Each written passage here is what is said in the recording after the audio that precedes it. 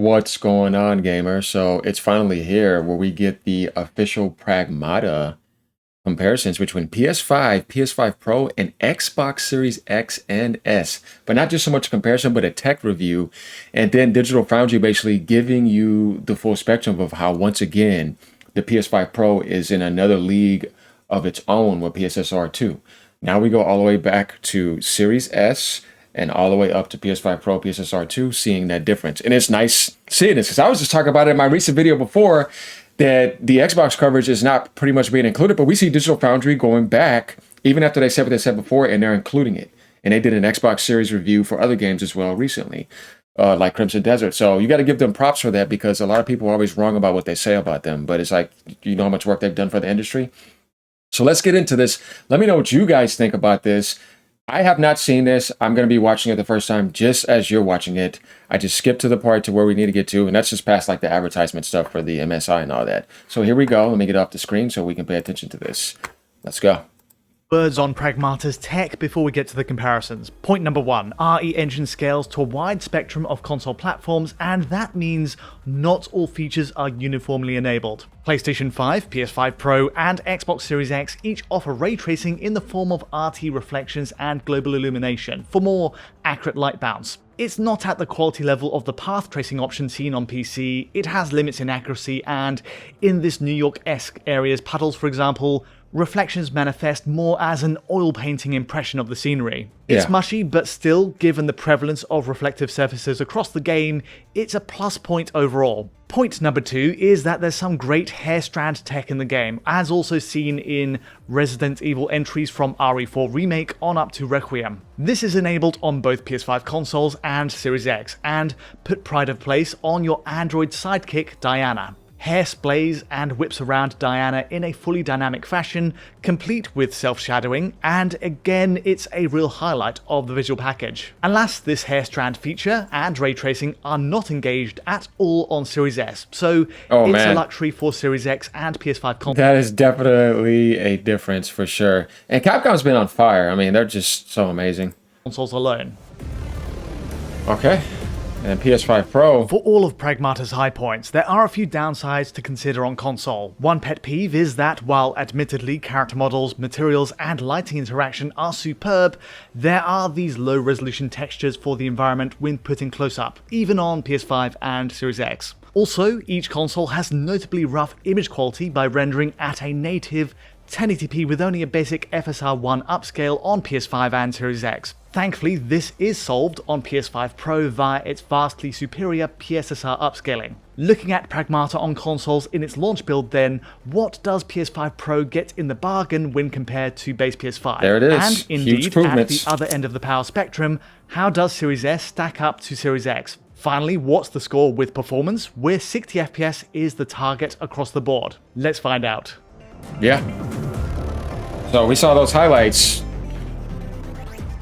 Let's talk image quality first. Sadly, image treatment is a major rough point on base PS5 and Series X, and the most obvious blemish on what's otherwise a very tidy package. Each runs at a native 1080p regardless of mode, while Series S settles for an even rougher 720p as a starting point. All three of these versions use a rudimentary AMD FSR 1 spatial upscale, after which a form of temporal anti-aliasing is applied to the frame, evident in some ghosting trails on movement. The result really is one of the weaker aspects of Pragmata's presentation here. Even on base PS5 and Series X, that native 1080p image is clear to see in pixel crawl and visual noise across the research station's bright edges. Now, to be fair, compromises surely had to be made to get the game running at 60 frames per second, with ray tracing and hair strand physics included, but I'd dare say Capcom could and should have pushed for FSR 3 or a likewise upscaling technology. As an aside, Agreed. PS5 and Series X offer a few extra toggles for motion blur,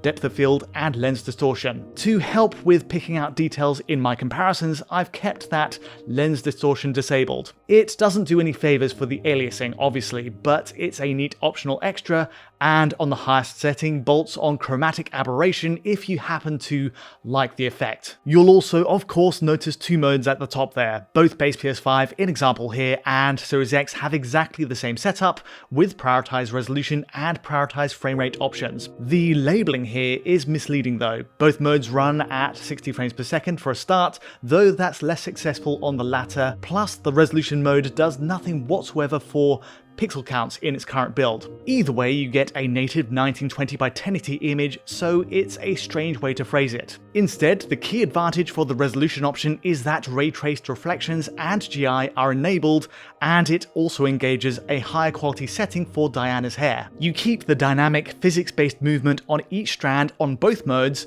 but you'll notice that the frame rate mode reverts to a coarser look with lower quality lighting. Then there's the ray tracing situation. Having ray-traced reflections enabled on that resolution mode is broadly a win given all the game's metallic surfaces, plus even glass elements across the shelter hub area. However, reflections on the frame rate mode drop back to the classic screen space approach using a cube map fallback, with all the usual issues there. Characters obscuring the scenery will add artifacts to the reflection, and the mirror image disappears altogether while tilting the camera up and down. These are distracting, classic SSR grievances, and ray tracing solves it. In plenty of cases, in fact, ray traced walls sport reflections that are simply not technically possible with SSR, with rays tracing from objects outside of screen space. Seeing Hugh, Diana, and all the scenery behind the player is a transformative upgrade, and it even helps you to pick out oncoming enemies. Yeah, that's pretty good. Just for seeing what they're doing with the base console? It isn't all a 100% advantage though. Ray tracing has two issues. Firstly, there is a strict BVH structure in place that still removes detail within the ray traced reflection based on your camera view.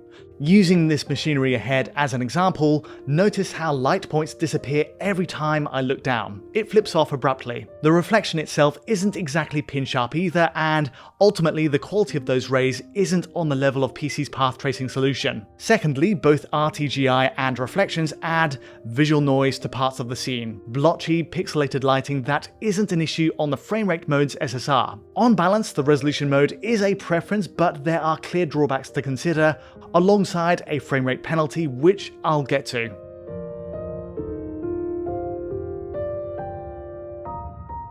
All of this focuses on the base PS5 experience so far, so on that note, let's do some frame rate testing and then move on to the other consoles, Pro to follow, then Series X, and finally Series S. The top line is that base PS5's performance on the resolution mode is very much a mixed bag. Huge chunks of the first Lunar Research Lab level hit the target 60, but you'll still see drops into the 50s in combat here. VRR will easily clear all of this section's red drops up, of course, but if that's not available to you, it'll manifest as obvious judder. Not awful by any means, though such contained corridor routes are never destined to push PS5 that hard, even with ray tracing. Later levels, though, do show more of an issue, hence PS5's reading in the second, more open New York style area goes down to the high 40s in combat. The increasingly elaborate enemies and explosive weaponry tee up more sizable drops while exploring the shopping malls here. As for the very worst case, all bets are off for cutscenes where Capcom goes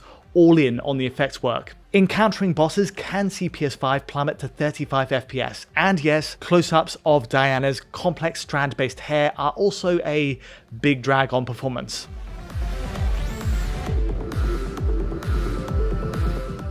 Here's the good news, the frame rate mode does exactly what it says on the tin. In absolutely every single one of these scenarios, the research lab, the New York streets, even the cutscenes, you'll get a flat 60 FPS line on PS5 this way. Dropping the hair quality setting and losing ray tracing altogether gets us to the target quite nicely. There are very rare drops under, one on record in fact, but this is a serious outlier based on the first couple of hours. Accepting those cutbacks then, the frame rate mode entirely lives up to its name if you want to enjoy fluid 60 FPS combat. Yeah, this is good there's though. One curious twist here. Rich, Oliver, and myself have all independently verified on separate PS5 consoles that This mode runs at 1080p. However, we have, seemingly via a bug, managed to trigger base PS5 to run at a native 1440p instead. One theory is that it's an error linked to loading a save previously booted on a PS5 Pro, where the high frame rate mode on Pro resolves to 1440p.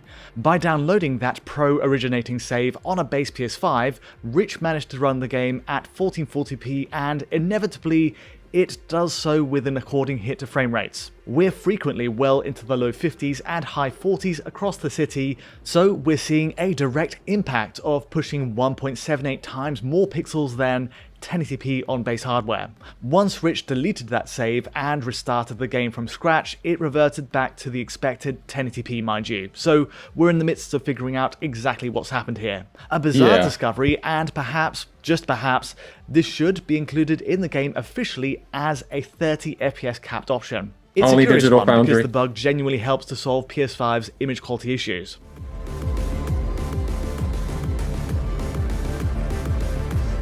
How is PS5 Pro hardware used in Pragmata? Capcom is one of the key developers in pushing for Pro support right now, with Requiem especially, and that continues today. There are several benefits, most crucially of which is a colossal image quality boost on Pro hardware. Specifically, it uses a native 864p resolution with PSSR to reconstruct a 4K image, You see what he said too, colossal difference. Once again, look at that. It is constructing pretty much the 4K-like image quality, resulting in this clear upgrade over base PS5. All the stair-stepping we saw before, and most of the visual noise on base hardware is outright cleaned up on Pro. Hence, the metallic tower in the distance here resolves almost flicker-free even in a 2x zoom, while Diana's hair presents with less dithering with that PSSR upscale. To sweeten the deal, PS5 Pro runs with the same ray tracing and hair quality settings as base PS5's superior resolution mode as standard. There's no alternative mode to opt out and use the SSR approach, and all the other settings are identical to base PS5 in shadows, textures, and beyond. There's just one curious catch to this though. Pro appears to render more shadows within certain areas, notably that opening Lunar Research Center, something that's true of Series X as well. Flipping back and forth from base PS5 to Pro, some rooms benefit significantly from better shadow mapping. It's likely a base PS5 bug, and it doesn't affect all areas, but it's worth noting. The other big visual difference of note is ray tracing. Compared to base PS5 on its resolution mode, RT reflections are softer and less defined on Pro here. Puddles and walls are a smidgen blurrier, and this is likely a byproduct of using a lower base 864p resolution on Pro up against base PS5's 1080p. Even though the final image is vastly superior on the enhanced console, it's possible that the ray tracing pass is operating on the basis of that lower pixel count. It's not great news, but on the plus side, noise and shimmer is reduced across the New York area, and the flickering GI in doorways is lessened in intensity on PS5 Pro too. Character movement still triggers obvious trails of noise and flicker either way, but it's an improvement on static areas. Yeah, big time. And that matters big time. The second big PS5 Pro advantage relates to performance. There's impressively little to speak on here because based on the first 2 to 3 hours of play, PS5 Pro is entirely successful in holding 60 frames per second. Later areas might push the machine harder, but so far, so good. Plus, you get superior PSSR upscaling into the bargain. That's exactly what I was going to say. You get superior image quality. You get denoising techniques that work perfectly. Not only does it look superior because of the image clarity, but there's no noising, and you maintain your 60 frames per second with higher level settings. So, I mean, it's just a no-brainer. It's a clear winner. Default performance level is so tightly locked in fact that Capcom offers another option, the high frame rate mode, to extend that victory. This switches the console to a 120Hz output and lets the frame rate run entirely unlocked to 120 FPS. No other console has this feature. You keep ray tracing and the hair quality setting remains intact, so no compromises there. The only difference of note is resolution, but it's not such an obvious change unless you're closely pixel counting like I am. Essentially, the native 864p resolution stays on this high frame rate mode, except that PSSR upscale drops its reconstruction target to a lower 1440p figure rather than 4K. The result is evidently great for VRR displays, and it's 80 to 100 FPS in the first level, for example. Later areas and bosses can delve into the 70s and just into the 60s, like this combat across the city, but it's plenty of frame data for VRR to work with. A great mode then, and it rounds out another winning use of Pro hardware that genuinely makes another case for picking up the machine.